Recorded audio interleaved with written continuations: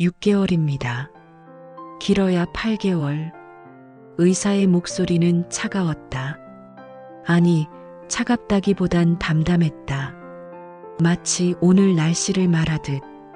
박재우는 손에 든 진단서를 내려다봤다. 폐암 사기, 전이, 수술 불가. 70년을 달려온 인생이 딱 6개월 남았다는 종이 한 장. 회장실 유리창 너머로 서울 야경이 반짝였다. 63빌딩, 남산타워, 한강. 그가 평생 올려다보며 달려온 풍경들. 그는 천천히 의자에 앉았다. 가죽 의자가 삐걱거렸다. 40년을 앉아온 자리. 초침 소리만 들렸다. 박재훈, 대한건설 회장. 재산 3천억. 직원 5,000명. 전국 건설 순위 7위.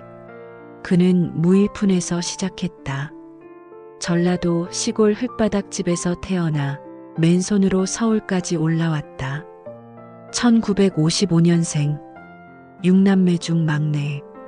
아버지는 일찍 돌아가셨고 어머니는 남의 집 농사일로 끼니를 이었다. 학교는 중학교까지 겨우 나왔다. 고등학교는 돈이 없어 포기했다. 17살 서울행 완행열차에 몸을 실었다.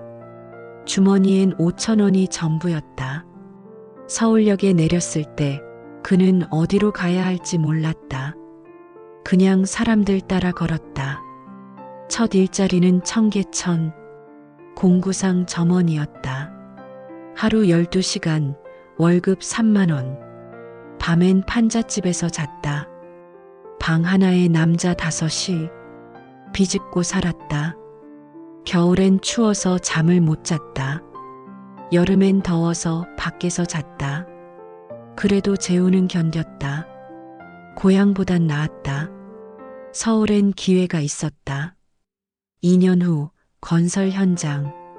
막노동을 시작했다. 월급이 2배로 뛰었다. 시멘트 자루를 지고 철근을 옮기고 벽돌을 날랐다. 손엔 굳은 살이 박혔다. 허리가 끊어질 것 같았다. 어깨가 빠질 것 같았다. 하지만 악물었다. 밤엔 야간 공고에 다녔다. 고졸 검정고시를 땄다. 건축기사 자격증을 땄다.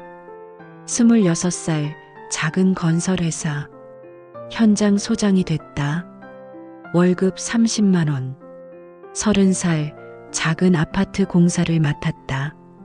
처음으로 이름이 신문에 실렸다. 33살 결혼했다. 맞선으로 만난 여자였다. 이름은 김영희. 영희는 시골 출신이었다. 재훈처럼 서울에 올라와 공장에서 일했다. 둘은 닮았다. 가난했고 악착 같았고 꿈이 있었다. 신혼집은 반지하 원룸이었다. 화장실에서 곰팡이 냄새가 났다. 영희는 불평하지 않았다. 당신만 믿을게요. 재훈은 대답했다. 10년만 기다려줘. 아파트 사줄게. 35살 아들 민수가 태어났다. 재훈은 병원비가 없어서 대출을 받았다. 아들 얼굴을 보고 맹세했다. 이 아이만큼은 굶기지 말자. 그날부터 더 미친 듯이 일했다. 새벽 5시 출근, 밤 12시 퇴근. 일요일도 없었다. 명절도 없었다. 오직 일. 38살 중형 건설사 부장이 됐다. 월급 200만 원. 40살 드디어 아파트를 샀다. 강남 25평. 영희는 울었다. 여보, 우리 해냈어. 재훈은 웃었다. 이제 시작이야. 하지만 그게 끝이었다. 영희와의 대화는 거기서 끝났다. 재훈은 더 높이 올라가고 싶었다. 부장으로는 만족할 수 없었다. 42살 퇴사하고 작은 건설회사를 차렸다. 대한건설. 직원 5명. 사무실은 구로동 반지하. 첫 공사는 단독주택 한 채. 영희는 불안해했다. 회사 다니는 게 낫지 않아요? 걱정 마. 내가 책임질게. 하지만 회사는 힘들었다. 공사는 따기 어려웠고 자금은 항상 부족했다. 재우는 은행을 돌아다니며 대출을 받았다. 이자가 살인적이었다. 밤엔 술을 마셨다. 소주 2병씩. 혼자. 영희는 재훈을 기다렸다. 밤 2시, 3시에 들어와도 밥을 차려줬다. 오늘은 어땠어요? 힘들어. 괜찮아요. 당신이라면 할 수 있어요. 영희는 재훈의 등을 토닥였다. 재훈은 울었다. 소리 없이. 45살 첫 번째 대박이 터졌다. 중형 아파트 공사를 따냈다. 직원이 20명으로 늘었다. 사무실을 강남으로 옮겼다. 재훈은 영희에게 말했다. 이제 됐어. 우리 성공했어. 영희는 고개를 저었다. 성공은 무슨. 이제 시작이에요. 그 말이 맞았다. 재훈은 멈추지 않았다. 더 큰 공사, 더 많은 돈. 50살 대한건설은 중견기업이 됐다. 직원 500명, 매출 1천억. 재훈은 회장이 됐다. 사무실은 30평 독립공간. 비서가 생겼다. 집은 강남 대형 아파트 50평으로 이사했다. 외제차를 샀다. 아들 민수는 명문대에 다녔다. 재훈은 등록금을 흔쾌히 냈다. 내 아들은 나처럼 고생하지 않아도 돼. 하지만 민수는 아버지를 본 적이 거의 없었다. 재훈은 항상 회사에 있었다. 영희는 혼자 민수를 키웠다. 학교 행사도 학부모 상담도 혼자 갔다. 여보, 오늘 민수 졸업식인데. 미안해. 회사 일이 급해서. 전화는 끊겼다. 영희는 혼자 아들 졸업식에 갔다. 55살 대한건설은 재벌 반열에 올랐다. 직원 3,000명, 매출 5천억. 재훈은 경제신문 일면에 실렸다. 흑수저에서 재벌까지 박재훈의 신화. 인터뷰 기자가 물었다. 성공 비결이 뭡니까? 포기하지 않는 겁니다. 쓰러져도 일어나는 겁니다. 가족은 어떻게 생각하시나요? 재훈은 잠시 말을 멈췄다. 가족은 항상 고맙게 생각합니다. 하지만 그날 저녁에도 재훈은 집에 가지 않았다. 회의가 있었다. 58살 영희가 쓰러졌다. 위암 3기. 재훈은 병원으로 달려갔다. 영희는 창백한 얼굴로 누워 있었다. 미안해요, 여보. 제가 아파서. 재훈은 손을 잡았다. 괜찮아. 치료하면 돼. 제가 이러면 당신 힘들잖아요. 무슨 소리야. 당신이 더 중요해. 하지만 재훈은 한 달에 한 번 병원에 갔다. 회사 일이 바빴다. 영희는 혼자 항암 치료를 받았다. 머리가 빠지고 몸무게가 줄었다. 민수가 병원에 왔다. 엄마, 아빠는? 바쁘시대. 또요? 괜찮아. 엄마는 이해해. 민수는 고개를 돌렸다. 화가 났다. 60살 영희가 세상을 떠났다. 재훈은 장례식장에서 무너졌다. 여보, 미안해. 내가 잘못했어. 하지만 영희는 대답하지 않았다. 영정 사진 속에서 조용히 웃고 있었다. 3일장을 치렀다.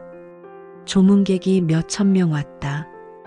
화환이 장례식장을 가득 채웠다. 재우는 검은 양복을 입고 고개를 숙였다.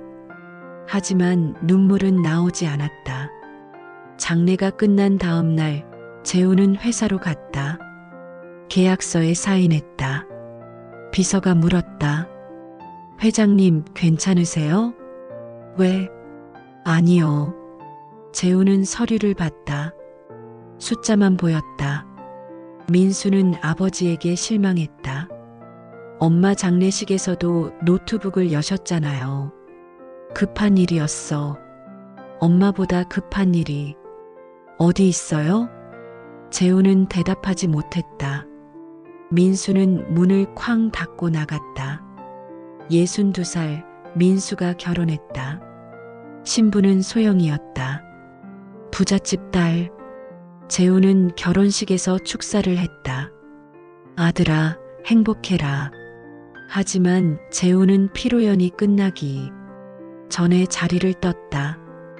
회의가 있었다. 민수는 아버지를 보며 생각했다. 저렇게는 안 살아야지. 하지만 민수도 똑같았다.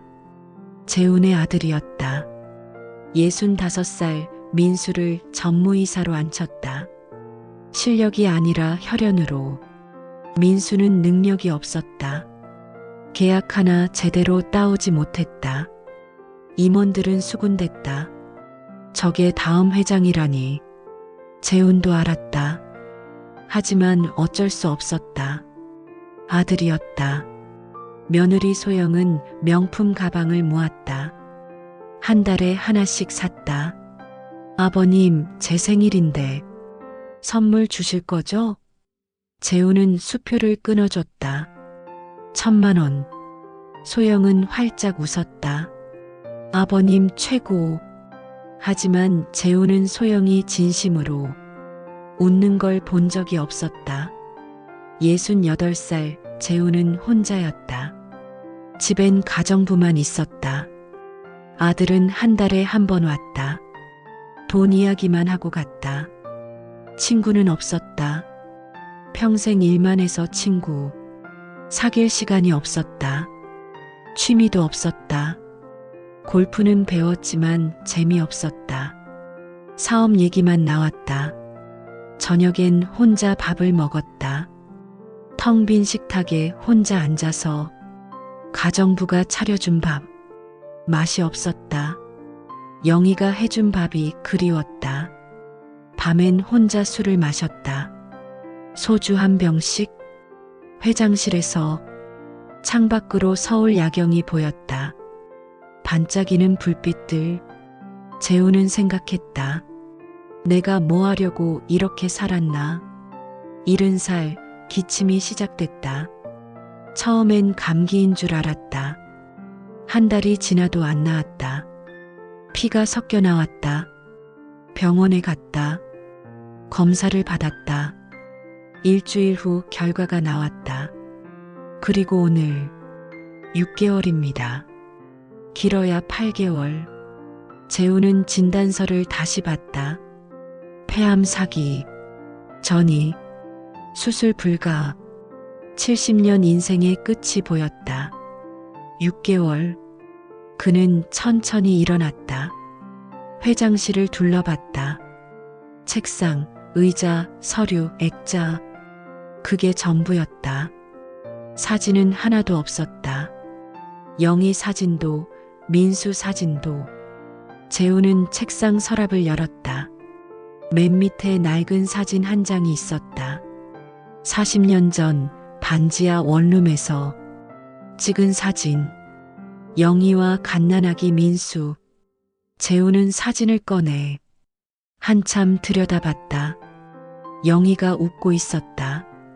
그는 사진을 주머니에 넣었다. 그리고 회장실을 나갔다. 진단받은 다음 날 재우는 아들을 불렀다. 회장실 소파에 앉은 민수이. 얼굴엔 긴장이 역력했다. 손은 무릎 위에 공손히 모았지만 눈빛은 불안했다. 무슨 일이세요, 아버지? 재우는 진단서를 건넸다. 말없이. 민수는 천천히 종이를 받아들었다. 눈으로 글자를 따라갔다. 폐암, 사기, 전이. 표정이 굳었다. 입술이 파르르 떨렸다. 이게 무슨... 어제 병원 갔었다. 민수는 진단서를 내려놓지 못했다. 손이 떨렸다. 치료는요? 수술은? 수술은 불가능하다더구나. 항암 치료는요? 해봤자 몇 달 연장하는 정도래. 민수는 입술을 깨물었다. 잠시 침묵이 흘렀다. 공기가 무거웠다. 그럼 회사는 어떻게 하실 건데요? 재우는 아들을 똑바로 쳐다봤다. 민수는 시선을 피했다. 아버지가 죽어간다는 말에 첫 번째 반응이 회사였다. 재우는 한숨을 쉬었다. 걱정 마라. 정리는 해놓을 테니. 네. 그게 다냐? 예. 아버지한테 할 말이 그게 다냐? 민수는 당황했다. 아, 아니요. 아버지, 몸 관리 잘하세요. 제가 옆에 있을게요. 그 말이 진심인지 재우는 알 수 없었다. 민수는 일어났다. 문을 나서다 멈칫했다. 뭔가 더 말해야 할 것 같았지만 입이 떨어지지 않았다. 가봐도 돼요? 그래. 문이 닫혔다. 재우는 혼자 남았다.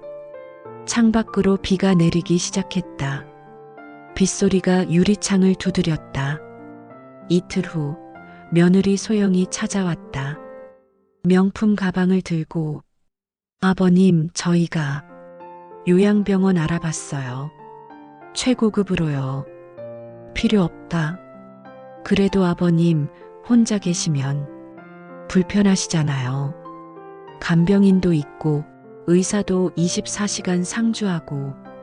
재우는 차를 한 모금 마셨다. 불편한 건 평생 혼자였어. 소영의 눈빛이 미묘하게 변했다. 계산하는 눈빛. 아버님, 혹시 유산 문제는 어떻게 생각하세요? 재우는 컵을 내려놓았다. 소리가 탁 울렸다. 유산? 네. 저희 민수가 회사를 맡게 될 텐데 법적으로 정리를 해두셔야 나중에 문제가 없잖아요. 세금 문제도 있고. 내가 아직 안 죽었는데? 아, 아니에요. 그런 뜻이 아니라 그냥 미리 준비를 해두시면 나중에 민수가 편하잖아요. 소영은 황급히 말을 정리했지만 이미 늦었다. 재우는 알았다. 이 사람들에게 자신은 이미 고인이었다. 나가봐도 되겠니? 네. 아, 네. 소영은 가방을 들고 일어났다. 나가면서 힐끗 뒤돌아봤다. 아버님, 잘 생각해 보세요. 법적으로 정리 안 하시면 나중에 상속세가 나갔으면 문 닫아. 문이 닫혔다. 재우는 소파에 몸을 기댔다. 머리가 아팠다. 사흘 후 임원 회의가 있었다. 회의실에 임원 10명이 모였다. 재우는 상석에 앉았다. 최 전무가 조심스럽게 말을 꺼냈다. 회장님, 건강이 안 좋으시다는 소문이 도는데 사실인가요? 재우는 대답하지 않았다. 서류를 넘겼다. 주주들이 불안해합니다. 공식 입장을 내야 하지 않겠습니까? 필요 없어. 하지만 회장님, 주가가 흔들리면 흔들리게 내버려둬. 최 전무는 다른 임원들과 눈빛을 교환했다. 후계 구도를 명확히 하지 않으면 투자자들이 빠져나갑니다. 주가에도 영향이 갑니다. 그래서 민수 전무를 부회장으로 승진시키시고 회장님께선 명예회장으로 물러나시는 게 어떻겠습니까? 회의실이 조용해졌다. 모두가 재훈을 쳐다봤다. 재훈은 천천히 고개를 들었다. 내가 죽기 전에 미리 장례 치르자는 얘기냐? 최 전무는 입을 다물었다. 얼굴이 빨개졌다. 죄송합니다. 그런 뜻이 아니라. 회의 끝. 재우는 일어났다. 서류를 챙기지 않았다. 그냥 나갔다. 뒤에서 임원들이 수군대는 소리가 들렸다. 늙으니까 고집만 세지네. 아들한테 빨리 넘겨야 할 텐데. 재우는 문을 쾅 닫았다. 그날 저녁 재우는 병원에 갔다. 항암 치료 상담이었다. 의사는 설명했다. 항암 치료를 하시면 3개월 정도 연장할 수 있습니다. 하지만 부작용이 심합니다. 머리가 빠지고 구토하고 체력이 급격히 떨어집니다. 안 하면 6개월입니다. 하지만 통증 관리를 하면서 편하게 지내실 수 있습니다. 재우는 고개를 끄덕였다. 생각해 보겠습니다. 복도 끝 벤치에 앉아 결과를 기다리는데 익숙한 목소리가 들렸다. 아들 민수였다. 재우는 본능적으로 기둥 뒤로 몸을 숨겼다. 왜 숨는지 자신도 몰랐다. 변호사님, 지금 통화 가능하세요?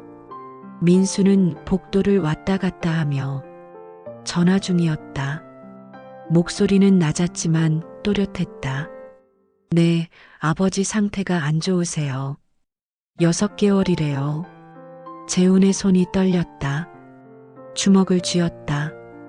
유언장이요? 그게 문제예요. 아버지가 워낙 고집이 세서 말을 안 들으세요. 며느리 소영이 옆에서 뭐라 속삭였다. 민수가 고개를 끄덕였다. 아, 네. 맞아요. 정신 온전할 때 받아내야 하는데 지금도 회사 일하시거든요. 말릴 수가 없어요. 재우는 숨을 멈췄다. 심장이 터질 것 같았다. 상속세요? 그건 나중에 해결하면 되고 일단 지분부터 정리해야죠. 아버지 명의로 있는 부동산도 있고. 민수의 목소리는 차가웠다. 마치 사업 협상을 하듯 감정이 하나도 없었다. 네, 알겠습니다. 최대한 빨리 진행하겠습니다. 아, 장례는요? 미리 알아봐야 하나요? 재우는 기둥에 손을 짚었다. 다리에 힘이 풀렸다. 네, 알겠습니다. 일단 1급 장례식장으로 알아보겠습니다. 조문객이 많을 테니까요. 전화가 끊겼다.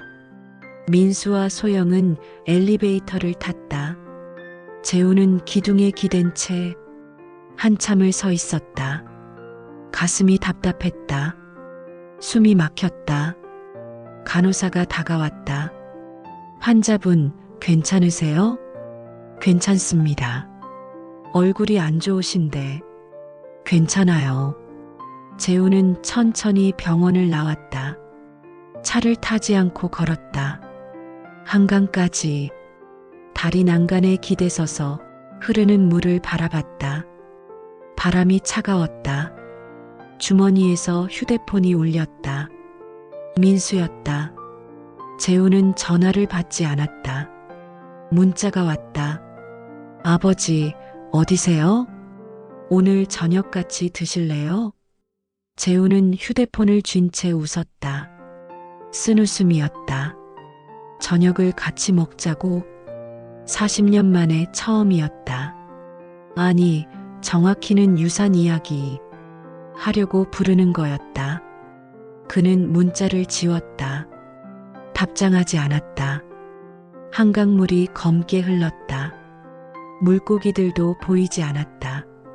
재우는 생각했다. 내가 뭐 하려고 이렇게 살았나? 70년을 달렸다. 돈을 벌었다. 회사를 키웠다. 성공했다. 그래서 지금 남은 게 뭔가? 아내는 죽었다. 아들은 유산만 노린다. 친구는 없다. 취미도 없다.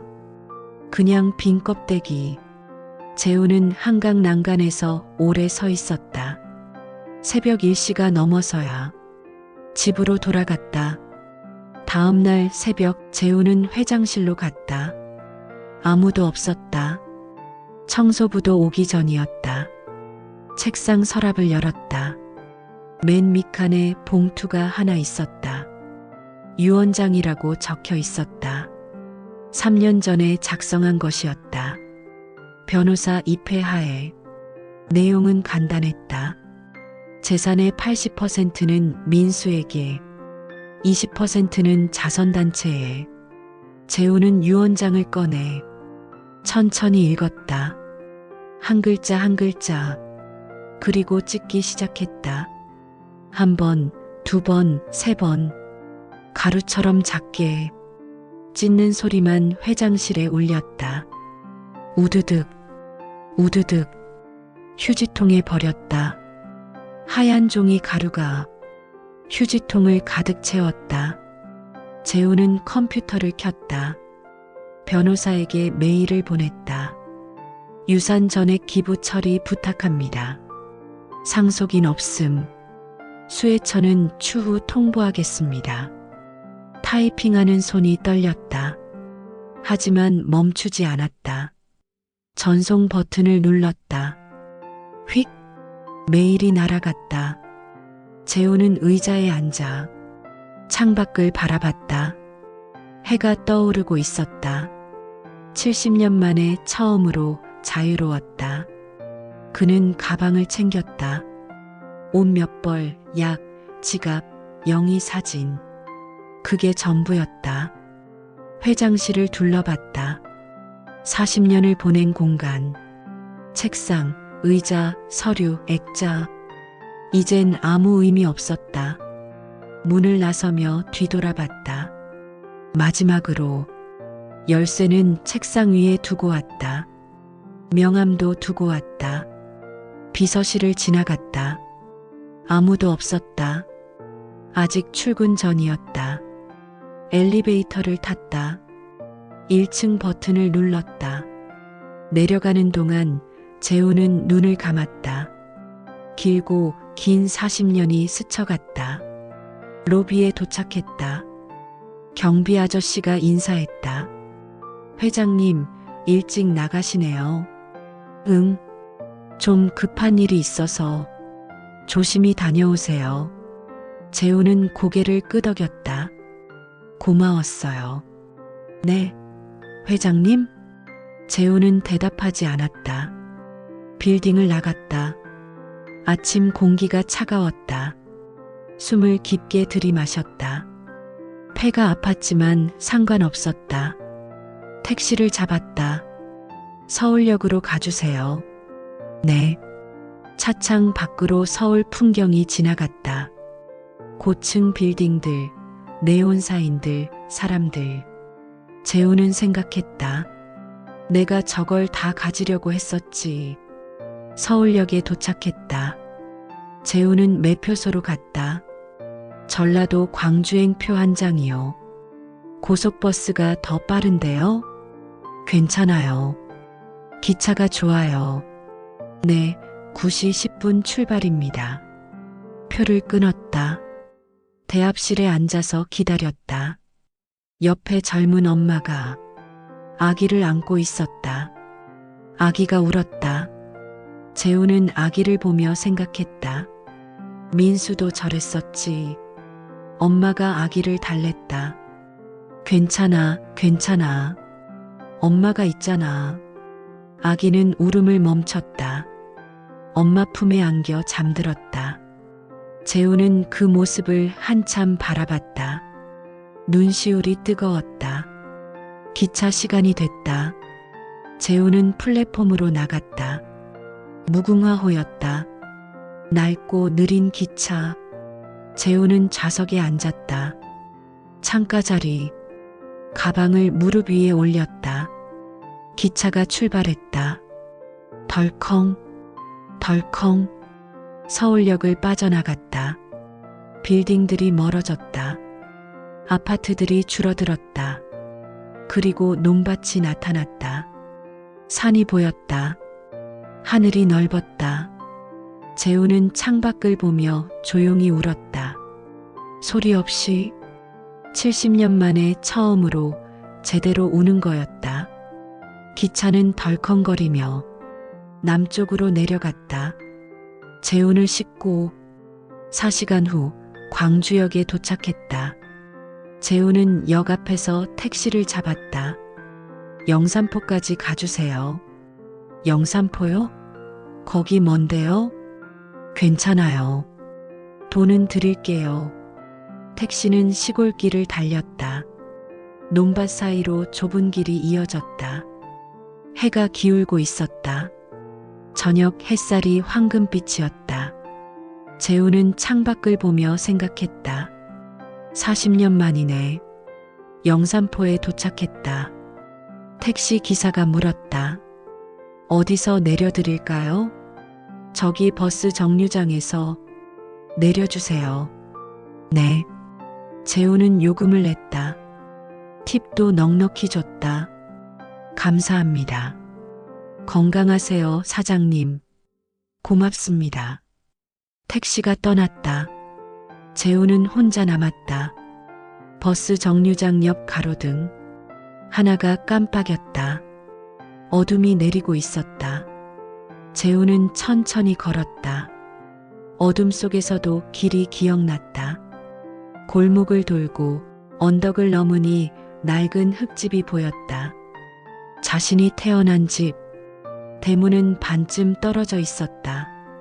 마당엔 잡초가 무릎까지 올라왔다. 재우는 문을 밀고 들어갔다. 비걱.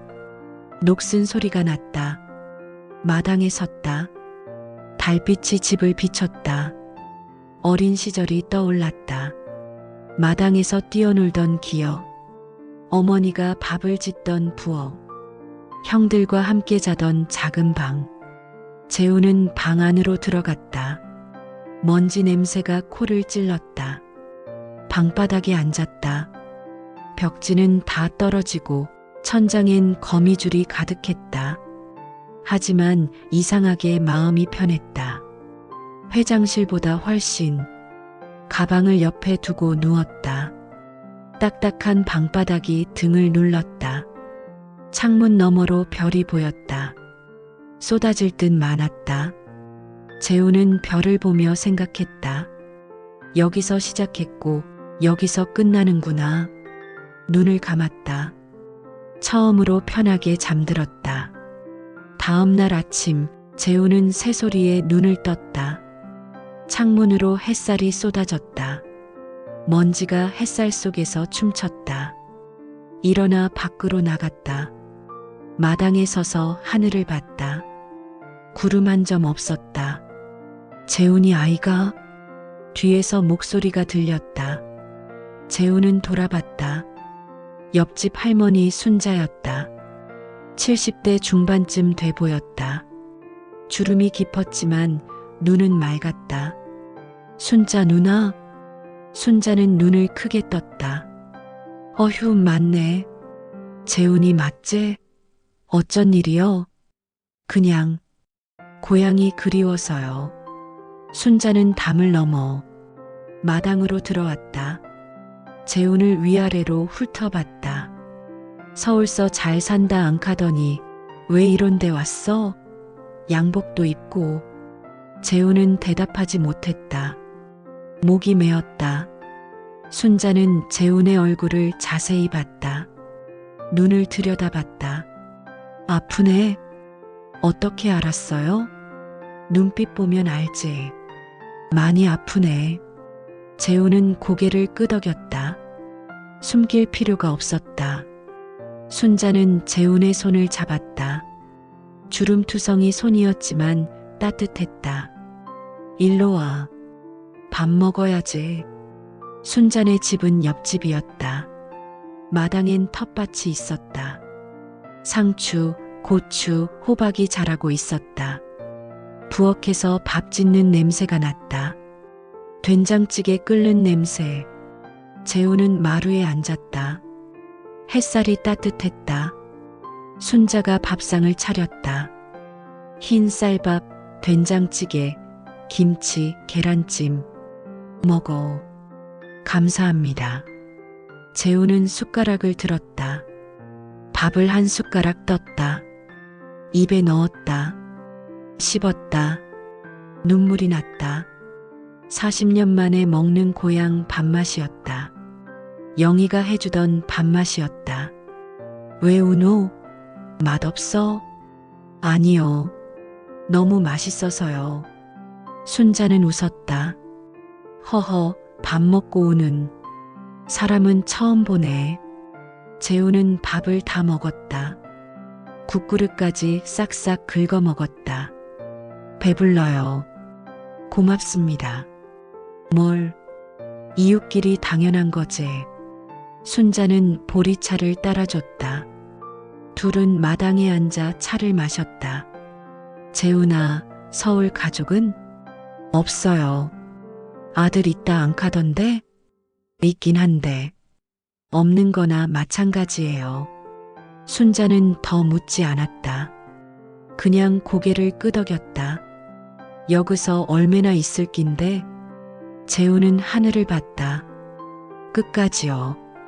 순자는 재훈의 손을 꼭 잡았다. 알았어. 내가 옆에 있을게.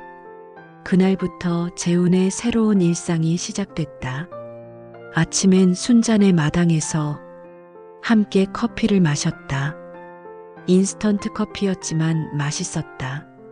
점심엔 순자가 해준 밥을 먹었다. 된장찌개, 김치찌개, 순두부. 매일 달랐다. 저녁엔 마을 경로당에 갔다.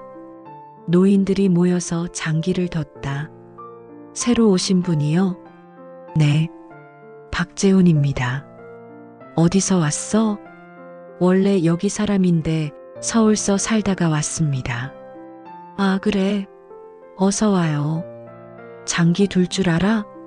조금요. 재훈은 70년을 살면서 처음으로 저도 웃을 수 있었다. 아이고, 졌네. 노인들이 웃었다. 허허, 서울 사람은 장기를 못 두네. 재훈도 웃었다.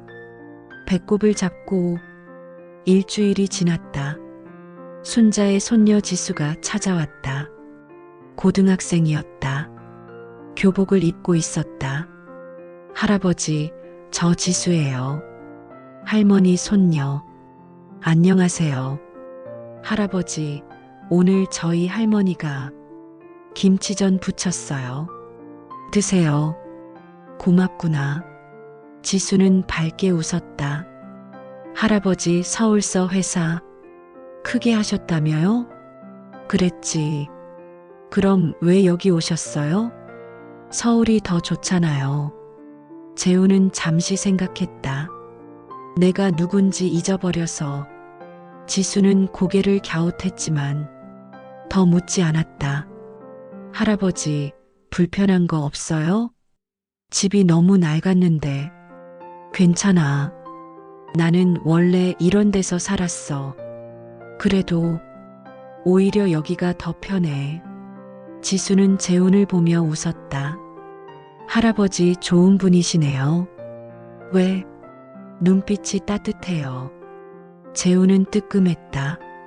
70년 인생에서 눈빛이 따뜻하다는 말을 들어본 적이 없었다. 회사에선 냉정하다, 무섭다, 차갑다는 말만 들었다. 고맙구나. 저 갈게요. 숙제해야 해요. 또 올게요. 지수는 뛰어갔다. 뒷모습이 밝았다. 재훈은 그 모습을 보며 생각했다. 나도 저런 시절이 있었나? 한 달이 지났다. 재훈은 집 수리를 시작했다. 대문을 고치고 벽지를 바르고 마루를 갈았다. 순자가 걱정했다. 몸이 안 좋은디 왜 그런 고생을 해? 손으로 뭔가 만드는 게 처음이라서요. 재미있어요. 허허, 이 양반이 도와줄까? 아니요. 혼자 하고 싶어요. 재우는 매일 조금씩 집을 고쳤다. 손에 물집이 잡혔다. 손톱 밑에 때가 꼈다. 하지만 기분이 좋았다. 뭔가 만들어지는 게 보였다. 회사에선 돈으로 뭐든 샀다. 사람을 시켰다. 여기선 손으로 직접 했다. 느렸지만 의미가 있었다. 한 달 반이 지나자 집이 제법 살만해졌다. 대문은 새로 달았다. 벽지는 깨끗하게 발랐다. 마루는 윤이 났다. 순자가 감탄했다. 와, 완전 새집 됐네. 재우는 뿌듯했다. 그죠? 손재주가 좋네. 처음 해봤는데 신기해요. 2달째 재우는 텃밭을 일궜다. 마당 한쪽을 팠다. 돌을 골라내고 흙을 고르고 거름을 섞었다. 상추, 고추, 토마토 모종을 심었다. 매일 아침 물을 주고 잡초를 뽑았다. 허리가 아팠지만 기분이 좋았다. 싹이 트는 걸 보면서 웃었다. 70년을 살면서 뭔가 잘하는 걸 본 적이 없었다. 회사는 숫자만 커졌다. 매출, 이익, 주가. 텃밭은 생명이 자랐다. 작은 잎이 나오고 꽃이 피고 열매가 맺혔다. 재우는 매일 텃밭을 보며 생각했다. 나도 뭔가 키워봤으면 좋았을 텐데. 아들 민수도 제대로 못 키웠다. 돈만 줬다. 시간은 안 줬다. 어느 날 지수가 물었다. 할아버지, 가족은 안 그리워요? 재우는 상추를 따며 대답했다. 가족이 뭔지 모르겠구나.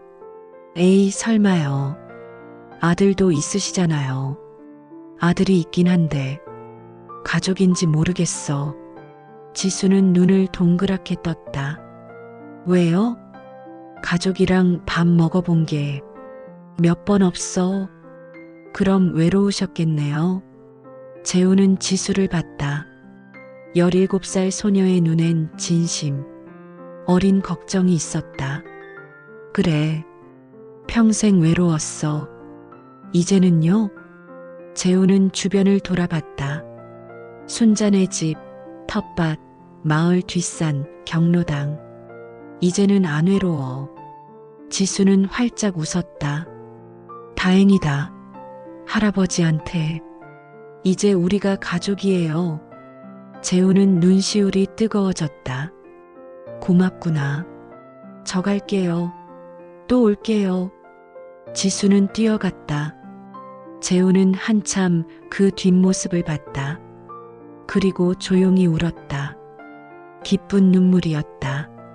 3달째 휴대폰이 울렸다. 아들 민수였다. 재우는 전화를 받지 않았다. 하루에 10통씩 왔다. 문자도 수십 개 쌓였다. 아버지 어디세요? 전화 좀 받으세요. 회사 일이 급합니다. 변호사가 이상한 메일을 받았다는데 무슨 일이에요? 제발 연락 주세요. 재우는 모두 지웠다. 차단하진 않았다. 그냥 무시했다. 한 달 후 민수가 직접 찾아왔다. 마을 어귀에 벤츠가 섰다. 민수와 소영이 내렸다. 마을 사람들이 수군댔다. 저게 뭔 차요? 서울 차인가 보네. 민수는 마을길을 두리번거리며 걸었다. 구두가 흙에 빠졌다. 아버지, 재우는 텃밭에서 토마토를 따고 있었다. 돌아보지 않았다. 아버지, 왜 연락을 안 받으세요? 민수가 다가왔다. 구두가 진흙투성이가 됐다. 볼 일 있어서 왔다. 연락은 해야죠. 얼마나 찾았는지 아세요? 경찰까지 신고하려고 했어요. 재우는 토마토를 바구니에 담으며 말했다. 왜 찾았는데? 회사가 난리예요. 회장님이 실종됐다고 주가가 폭락했어요. 임원들이 난리고 주주들이 고소하겠대요. 내가 없어도 회사는 잘 돌아갈 텐데. 민수는 답답한 표정을 지었다. 아버지, 장난하시는 거예요? 이게 장난할 상황이에요? 장난 아니야. 나 이제 회장 아니다. 무슨 말씀을? 재훈은 일어나 아들을 똑바로 봤다. 나 박재훈이야. 그냥 더 이상 회장도 아버지도 아니고. 민수는 얼굴이 붉어졌다. 아버지, 정신 차리세요. 치매 오신 거 아니에요? 난 지금 정신 차린 거다. 70년 만에. 소영이 끼어들었다. 아버님, 저희가 요양병원 알아봤어요. 서울 제일 좋은 데로요. 같이 가요. 필요 없어. 아버님, 여기서 이러시면 안 돼요. 약도 제대로 안 드시고 관리도 안 되고. 난 괜찮아. 민수가 소리쳤다. 괜찮긴 뭐가 괜찮아요. 아버지 폐암 사기잖아요. 6개월 남았다며요. 마을이 조용해졌다. 순자가 집에서 나와 이쪽을 봤다. 다른 마을 사람들도 모여들었다. 재훈은 조용히 말했다. 그래, 나 죽어간다. 그래서 여기 온 거야. 그럼 더더욱 병원에 있어야죠. 난 병원에서 죽고 싶지 않아. 내 고향에서 죽고 싶어. 민수는 말문이 막혔다. 입을 열었다 닫았다. 소영이 눈물을 글썽였다. 아버님, 그래도 가족이 있잖아요. 저희가 있잖아요. 재훈은 씁쓸하게 웃었다. 가족? 내가 죽기 전에 유언장부터 받아내려던 사람들. 소영의 얼굴이 하얗게 질렸다. 그건 병원 복도에서 다 들었어.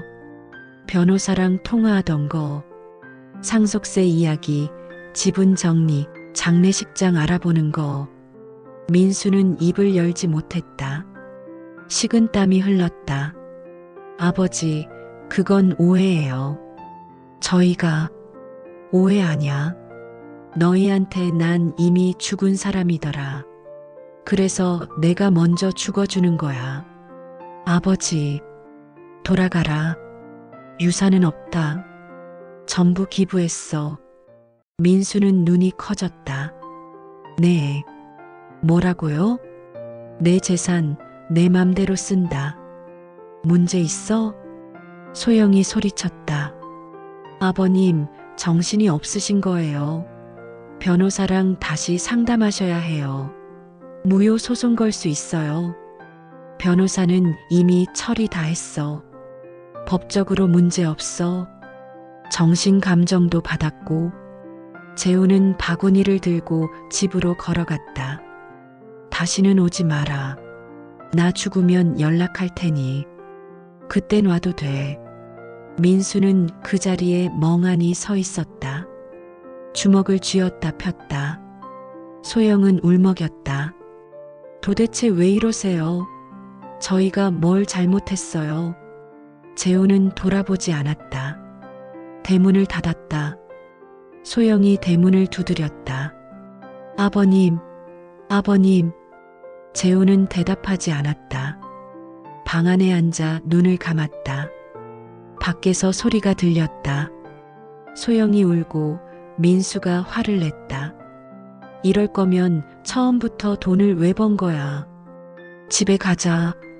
변호사랑 상담하자. 무효 소송 걸 수 있을까? 일단 정신감정 기록부터 확인해 보자. 벤츠 시동 소리가 들렸다. 차가 떠났다. 순자가 담을 넘어왔다. 괜찮아? 괜찮습니다. 차 한잔 할래? 네. 둘은 마당에 앉아 보리차를 마셨다. 햇살이 따뜻했다. 후회 안 해? 아니요. 이제야 제대로 사는 것 같아요. 순자는 재훈의 손을 꼭 잡았다. 잘했어. 그로부터 3개월이 지났다. 재훈의 몸은 점점 약해졌다. 걷기도 힘들어졌다. 숨이 자주 찼다. 기침을 하면 피가 섞여 나왔다. 밤엔 통증이 심했다. 하지만 표정은 편안했다. 눈빛은 맑았다. 매일 아침 순자가 와서 죽을 끓여줬다. 호박죽, 잣죽, 흑임자죽. 먹어. 힘내야지. 고맙습니다, 누나. 재훈은 숟가락을 들었다. 손이 떨렸다. 순자가 떠먹여줬다. 혼자 먹을 수 있어요. 가만 있어. 내가 해줄게. 재훈은 그대로 입을 벌렸다. 70년 만에 누군가 밥을 떠먹여줬다. 지수는 학교 가기 전에 들러 인사를 했다. 할아버지, 안녕하세요. 그래, 잘 다녀와. 오늘 시험인데 할아버지가 응원해 주시면 잘 볼 것 같아요. 그럼 응원한다. 화이팅! 지수는 웃으며 학교로 갔다. 재훈은 그 뒷모습을 보며 기도했다. 저 아이가 행복하게 살게 해주세요. 마을 노인들은 돌아가며 재훈을 찾아왔다. 재훈이, 오늘 기분 어때? 괜찮습니다. 밥은 먹었어?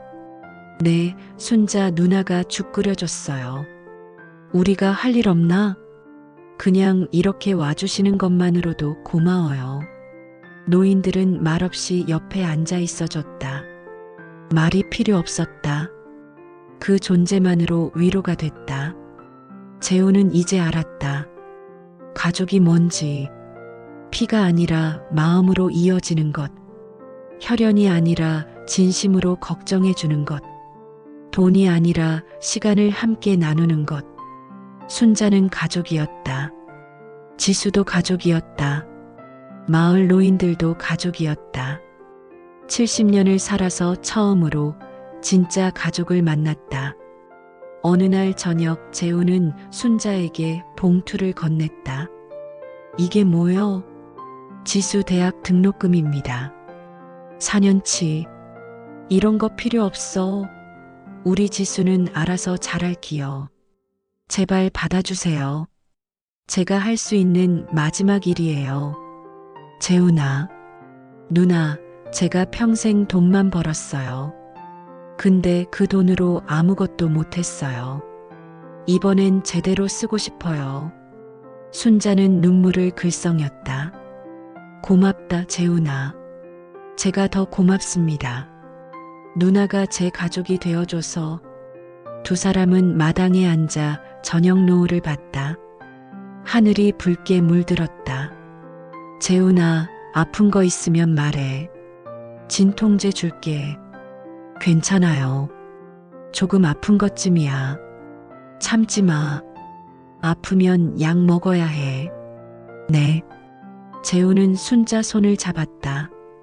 누나, 제가 죽으면. 그런 말하지 마. 들어주세요. 제가 죽으면 장례는 간소하게 해주세요. 마을 사람들만 오시게. 알았어. 그리고 민수한테 연락은 해주세요. 그래도 아들이니까. 근데 재산 얘기는 하지 마세요. 응. 고향산에 묻어주세요.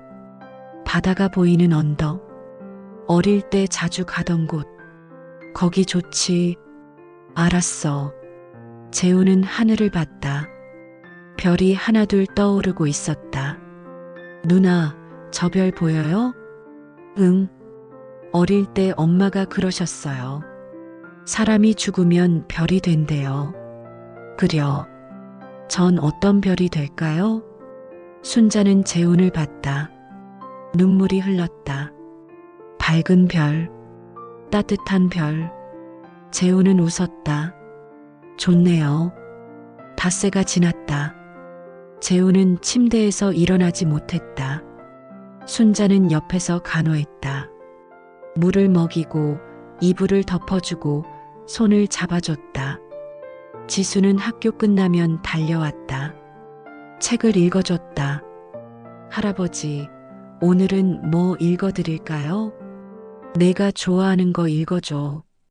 지수는 동화책을 펼쳤다. 어린 왕자. 사막이 아름다운 것은 어딘가에 우물을 숨기고 있기 때문이야. 재우는 눈을 감고 들었다. 지수의 목소리가 따뜻했다. 할아버지, 주무세요? 아니야. 듣고 있어. 계속 읽어줘. 지수는 끝까지 읽었다. 책을 덮었다. 할아버지, 재미있으셨어요? 응. 고마워. 내일 또 읽어드릴게요. 그래. 내일 봐. 하지만 재우는 알았다. 내일이 없을 수도 있다는 걸. 그날 밤 재우는 잠들지 못했다. 통증이 심했다. 순자가 진통제를 줬다. 먹어. 고맙습니다. 약을 먹었다. 조금 나아졌다. 누나, 자요. 전 괜찮아요. 아니야. 내가 옆에 있을게. 순자는 재훈 옆에 누워 손을 잡았다. 무서워? 아니요. 이제 안 무서워요. 잘했어. 우리 재훈이 잘했어. 재훈은 눈물이 났다. 누나, 제가, 응? 제가 좀 더 일찍 왔으면 좋았을 텐데요. 지금도 늦지 않았어. 40년 전에 왔으면 누나랑 더 오래 살았을 텐데. 순자는 재훈의 머리를 쓰다듬었다. 괜찮아. 지금이라도 온 게 어디야. 끝이 좋으면 다 좋은 거요. 그런가요? 그렇고 말고. 우리 재훈이 제일 잘했어. 재훈은 순자 손을 꼭 잡았다. 그리고 잠들었다. 새벽 4시, 재훈은 눈을 떴다. 창밖이 밝아오고 있었다. 순자가 옆에서 자고 있었다. 재훈은 순자를 깨우지 않았다. 천천히 일어났다. 몸이 무거웠지만 일어났다. 마당으로 나갔다. 새벽 공기가 차갑고 맑았다. 하늘이 파랗게 밝아오고 있었다. 구름 한 점 없었다. 재우는 텃밭을 봤다. 상추가 자라고 토마토가 빨갛게 익었다. 자신이 심은 것들, 자신이 키운 것들, 마당 한가운데 섰다. 하늘을 올려다봤다. 이제 가는구나. 무섭지 않았다. 후회도 없었다. 70년을 살았다. 앞에 69년 반은 잘못 살았지만 마지막 6개월은 제대로 살았다. 그걸로 됐다. 해가 떠올랐다. 붉은 해가 산 너머로 솟았다. 재우는 해를 보며 생각했다. 아름답다. 70년 만에 처음으로 해가 아름답다고 생각했다. 그동안은 해를 본 적이 없었다. 서류만 봤다. 숫자만 봤다. 이제야 봤다. 세상이 얼마나 아름다운지. 재훈아. 뒤에서 순자가 불렀다. 재훈은 돌아봤다. 순자가 달려왔다. 왜 나와 있어? 춥잖아. 해가 보고 싶었어요. 들어가자. 감기 걸려. 조금만요. 조금만 더. 순자는 재훈 옆에 섰다. 함께 해를 봤다. 예쁘지? 네. 정말 예뻐요. 두 사람은 말없이 해를 봤다. 시간이 멈춘 것 같았다. 누나. 응? 행복해요. 저 지금 정말 행복해요. 순자는 울었다. 소리 없이. 나도 행복해. 그날 오후 마을 사람들이 모였다. 재훈의 상태가 안 좋다는 소식을 들었다. 마당에 사람들이 가득 찼다. 조용히 서 있었다. 지수가 학교에서 뛰어왔다. 할아버지. 방으로 들어갔다. 재훈이 누워 있었다. 할아버지, 저 왔어요. 재훈은 눈을 떴다. 희미하게 웃었다. 지수야, 네, 할아버지. 책 읽어줄래? 네. 지수는 어린 왕자를 펼쳤다. 떨리는 목소리로 읽었다. 가장 중요한 것은 눈에 보이지 않아. 재우는 눈을 감고 들었다. 지수의 목소리가 점점 멀어졌다. 할아버지, 대답이 없었다. 할아버지, 순자가 재훈의 손을 잡았다. 맥박이 약했다. 재훈아, 대답 좀 해봐.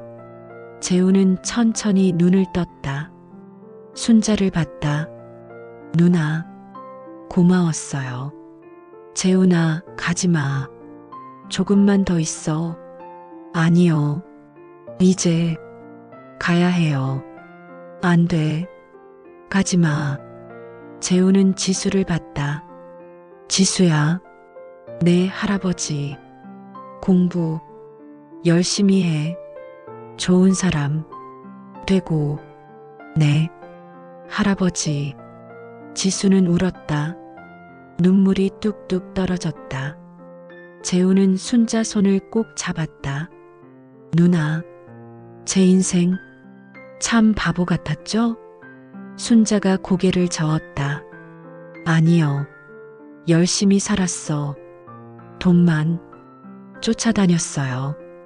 정작 중요한 건 다 놓치고 그래도 끝은 잘 마무리했잖여. 재우는 미소 지었다. 그래요. 마지막이라도 사람답게 살았어요. 순자는 재훈의 손을 놓지 않았다. 수고했어, 재훈아. 이제 쉬어. 재훈은 눈을 감았다. 평화로운 얼굴이었다. 숨이 점점 약해졌다. 한 번, 두 번, 세 번, 그리고 멈췄다. 순자는 재훈의 손을 꼭 잡은 채 울었다. 재훈아, 재훈아. 지수는 재훈의 다리를 붙잡고 울었다. 할아버지, 할아버지. 마당에 모인 사람들이 울었다. 모두가 해가 저물고 있었다. 붉은 노을이 하늘을 물들였다. 재훈은 그렇게 갔다. 조용히. 장례식은 마을 회관에서 치러졌다. 순자가 민수에게 전화했다. 재훈이가 갔어요. 언제요? 어제 오후. 침묵이 흘렀다. 장례는 언제예요? 모레. 마을 회관에서. 알겠습니다.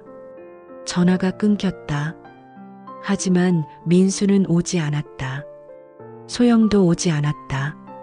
대신 마을 사람들이 모두 왔다. 100명이 넘었다. 영정사진 속 재훈은 웃고 있었다. 텃밭에서 찍은 사진이었다. 토마토를 들고 활짝 웃는 모습. 70년 인생에서 가장 행복해 보이는 표정이었다. 지수가 조사를 읽었다. 떨리는 목소리로. 할아버지는 저희에게 진짜 어른이 뭔지 보여주셨습니다. 돈이 아니라 사람이 중요하다는 걸. 성공이 아니라 행복이 중요하다는 걸. 저는 할아버지를 평생 잊지 않겠습니다. 지수는 울면서 조사를 마쳤다. 마을 사람들이 박수를 쳤다. 장례는 조용히 치러졌다. 화려하지 않았다. 소박했다.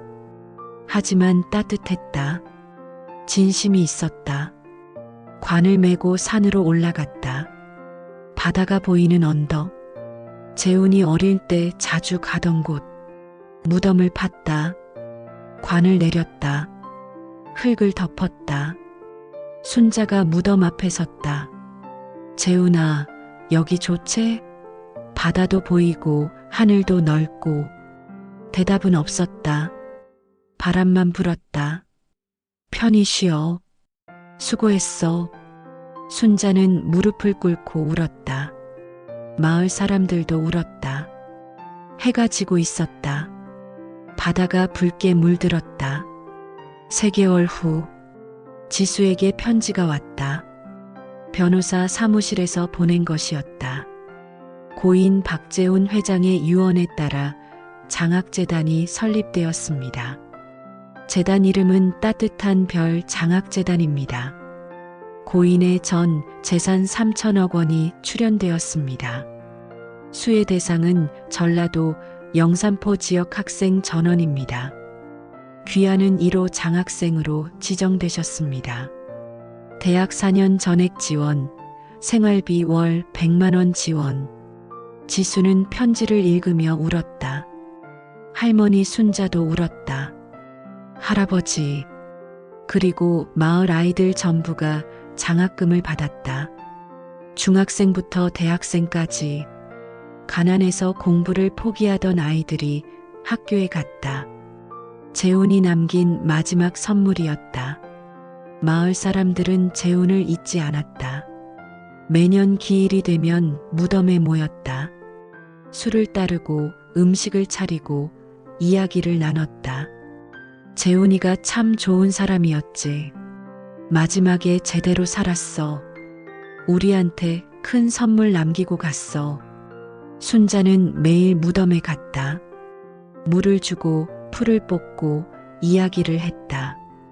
재훈아, 오늘 날씨 좋지? 지수가 대학 합격했어. 서울대래. 할아버지 덕분이요. 마을에 도서관도 생겼어. 할아버지 이름으로.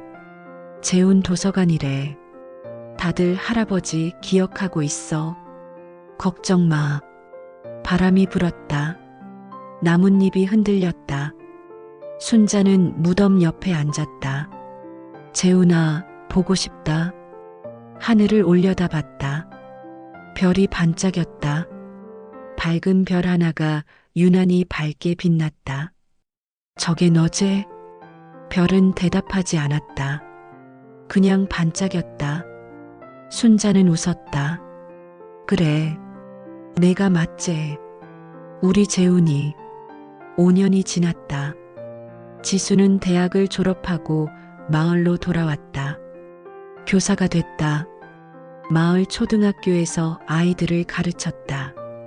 첫 수업 시간 지수는 아이들에게 말했다. 여러분, 박재훈 할아버지 아세요? 네, 장학금 주신 분이요. 맞아요. 할아버지는 아주 대단한 분이셨어요. 얼마나 대단했어요? 돈을 엄청 많이 가지고 계셨어요. 그런데 더 대단한 건 지수는 잠시 말을 멈췄다. 마지막에 돈보다 사람이 중요하다는 걸 보여주셨어요. 선생님, 그게 뭐예요? 나중에 크면 알 거예요. 진짜 성공이 뭔지. 아이들은 고개를 갸웃했다. 지수는 창밖을 봤다. 산이 보였다. 재훈이 묻힌 언덕. 할아버지, 전 할아버지처럼 살고 싶어요. 돈이 아니라 사람을 위해 사는 삶. 바람이 불어왔다. 따뜻한 바람. 지수는 웃었다. 할아버지가 응원하시는 것 같아요. 10년이 지났다. 마을에는 박재훈 기념관이 생겼다. 재훈의 사진, 일기, 편지들이 전시됐다. 많은 사람들이 찾아왔다. 서울에서도 부산에서도. 이게 그 유명한 박재훈 회장이네요. 마지막에 전 재산을 기부했다는. 대단하시네요. 기념관 한쪽에는 재훈이 쓴 마지막 편지가 액자에 걸려 있었다. 나는 70년을 돈만 쫓아 살았습니다. 그래서 모든 걸 잃었습니다. 가족도 사랑도 행복도. 하지만 마지막 6개월 고향에서 진짜 삶을 배웠습니다. 사람이 중요하다는 것, 사랑이 중요하다는 것. 이제 저는 떠납니다. 후회 없이 제 재산은 아이들에게 줍니다. 꿈을 꾸라고. 부디 나처럼 살지 마세요. 돈이 아니라 사람을 보세요. 그게 진짜 성공입니다. 박재훈. 편지를 읽는 사람들이 울었다. 감동했다. 정말 대단한 분이시네요. 저도 반성하게 되네요. 나도 뭔가 변해야겠어요. 그렇게 재훈의 이야기는 전해졌다. 사람들 마음속에 순자는 90살이 됐다. 여전히 매일 무덤에 갔다. 재훈아, 나도 이제 곧 갈 것 같아. 기다려. 조금만 기다려. 금방 갈게. 별이 반짝였다. 대답하듯 순자는 웃었다. 그래, 알았어. 거기서 보자. 그해 겨울, 순자도 세상을 떠났다. 재훈 무덤 옆에 묻혔다. 나란히. 지수가 두 무덤 앞에 섰다. 할아버지, 할머니, 이제 함께 계시네요. 행복하세요. 거기서도 행복하세요. 바람이 불었다. 눈이 내렸다. 하얗게 하늘을 올려다봤다. 별 2개가 나란히 빛났다. 밝고 따뜻한 별. 지수는 웃으며 울었다. 할아버지가 말씀하신 게 이거였구나. 끝이 좋으면 다 좋은 거. 그렇다. 재훈은 70년을 달렸다. 69년 반은 잘못 살았다. 돈만 쫓았다. 사람을 놓쳤다. 하지만 마지막 6개월은 제대로 살았다. 사람을 만났다. 사랑을 배웠다. 그래서 그의 인생은 실패가 아니었다. 끝이 좋았으니까. 그는 돈으로 세상을 샀지만 마지막엔 사람으로 세상을 떠났다. 그리고 사람들 기억 속에 진짜 백만장자로 남았다. 돈이 아니라 사랑으로 사는 게 꼭 성공하는 게 아니다. 끝을 어떻게 맞이하느냐가 진짜 성공이다. 박재훈은 70년을 달렸지만 마지막 6개월을 제대로 살았다. 그래서 그의 인생은 실패가 아니었다. 돈은 언제나 다시 벌 수 있다. 하지만 시간은 되돌릴 수 없다. 사람은 다시 만날 수 없다. 지금 당신 옆에 있는 사람을 보라. 그들이 당신의 진짜 재산이다. 당신의 이야기도 들려주세요. 구독과 좋아요는 큰 힘이 됩니다.